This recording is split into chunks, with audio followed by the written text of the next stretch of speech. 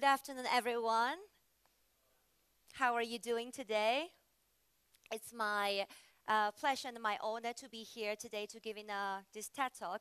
And it was very inspiring presentation, and we have very smart kids in this room. I wish actually I was that smart when I was 14 years old. But his presentation was very inspiring and very technical. Somehow it hurts my brain a little bit. But what I can promise you, the presentation I'm gonna give it to you is not gonna hurt your brain. My name is Suki Lu, and I am a Chinese TV personality living in Dubai. Before I start my TED Talk speech today, I have a question for all of you sitting here today. Um, how many of you have been asking this question when you were a kid? What would you like to do when you grow up? How many of you? A lot of you. And I was in a private boarding school in China. And like all the teacher, my teacher was asking everyone in the classroom with the same question. What would you like to do when you grow up? We've got the answer. Well, I wanted to be an engineer. I wanted to be a doctor. I wanted to be a doctor because I wanted to save people's life. I want to help people. I wanted to be a lawyer because my dad is a lawyer and looks super cool. And also we got the kids who are answering that I wanted to be an astronaut because I can travel, sitting in a spaceship and to explore a new planet. And and then my teacher, she walking towards me, and then she was asking me, "So what about you, kid? What would you like to do in the future?"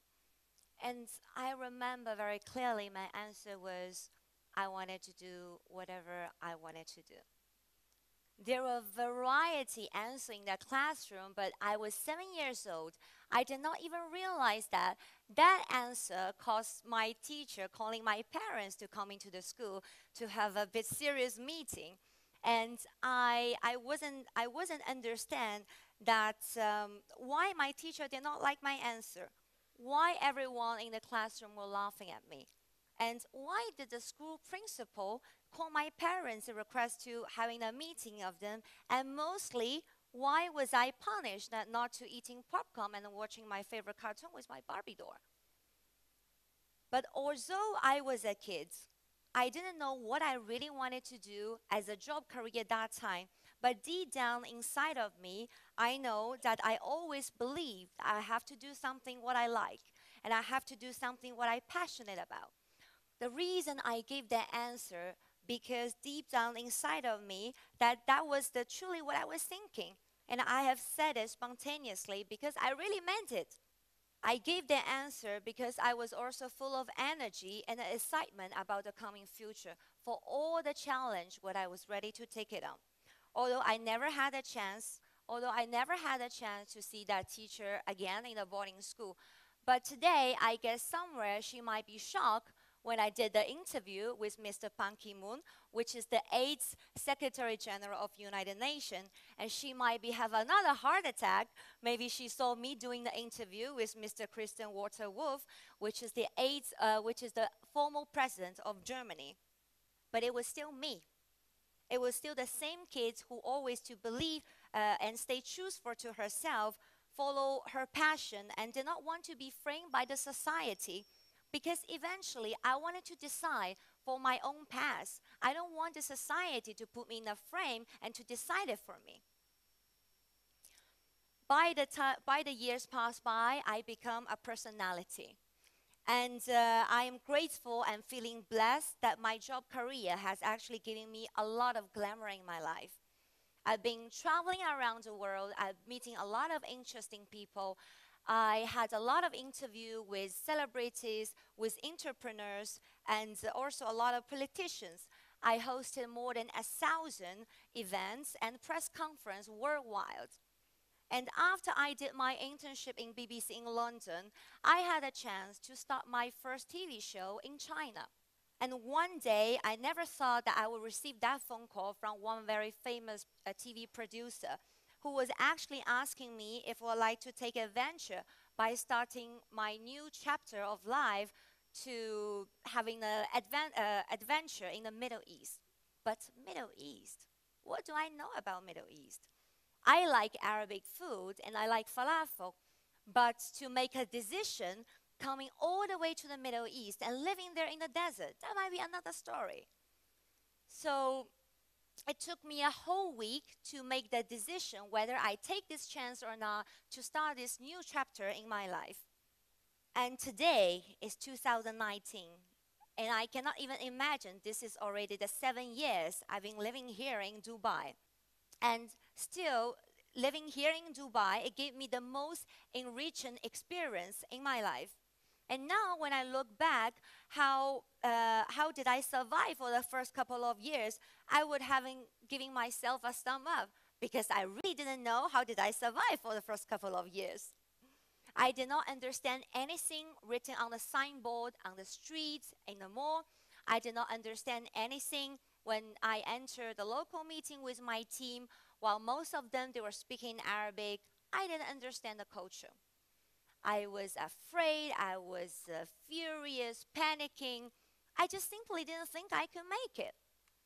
And that time while I was nagging and I was complaining, I was calling my childhood friend in China, and on the other side of the phone, and she was telling me, just go big or go home. That's my Middle East adventure. And then, but she was right. I didn't come that far to give up. And if most of you are not really distracted by checking Instagram or Snapchat, if my speech was not that boring, and you probably realize that I was that kind of kid who actually know what I want when I was 7 years old. So this time, eventually, I decided that I wanted to learn Arabic because I wanted to understand the culture.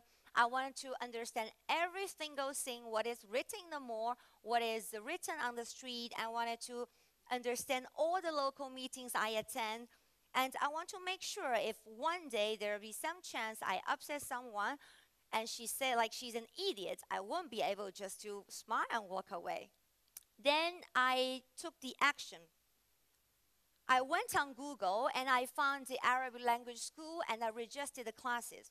But by then, I was facing the problem, which my TV work has been keep me busy for the full time. That means from 9 to 6 o'clock, I have to be in the studio for shooting my TV show and finish all the TV production. And then I was only able to attend the evening class, which was from 6:30 to 8:30. And not to mention that from my studio to my language school, it was 30 minutes drive. So that means I did not even have time to finish one sandwich for my dinner. And I guess now I will be able to answer my question to my Instagram followers when by then they send me a message that, how did you lose weight that time? And they usually say, the beginning of everything is the most difficult part. But seriously, for me, every part of learning Arabic is difficult. I remember a conversation I started with my Arabic teacher at the first class. She was asking me, what was your goal? And what you wanted to achieve for learning the Arabic class? And thank God now I'm smart enough, I didn't answer her, I want to achieve whatever I want to achieve. So I simply told her that I wanted to speak Arabic like a native Arabic speaker. And I wanted to finish the 6th certificate within 2 years. And she was smiling and she was telling me, Habibti, it's going to take normally like 3 years to finish all the courses for average people. And you're such a beginner now, your level now is 0. I guess it's not really realistic for you to finish all of the 6 certificates within 2 years. And then I told her, I said, but I'm Chinese. So if I will be able to manage how to speak Chinese, and then when people, they know I'm Chinese, I'm able to speak the language, they look at me like I have a superpower. So I told her, in that case, I might have more chance compared to other people, then I will be able to speak Arabic. So please, just let me try. And she smiled, and then she said, okay.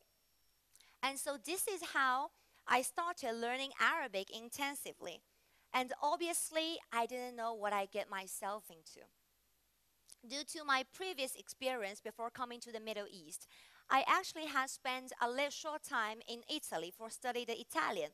And today, very shamefully because lack of practice, I'm no longer to sustain a very long conversation in Italian. But still, by the time if I still want to manage to order a mozzarella pizza for myself, I still can speak with one Italian on the phone. And also, I can still read the Italian newspaper, even though I don't fully understand the meaning because the letters are not too much different from English. But now, it is Arabic we're talking about. And there's just no way if I think it's as easy as the Italian language. Because from the words to sentence, we all know Arabic has 28 letters, but I'm telling you, they're not just 28 letters. They're crazy. They're naughty. They change all the time. They're so different from each of the words from the beginning or in the middle or in the end. They're moody. They change whenever they want to change. And now you're telling me Chinese are so difficult. Learning Arabic is definitely one of the biggest challenge I have ever accepted in my life. And like learning all the language, I would say there is no genius. There is no shortcut. You got what you work for.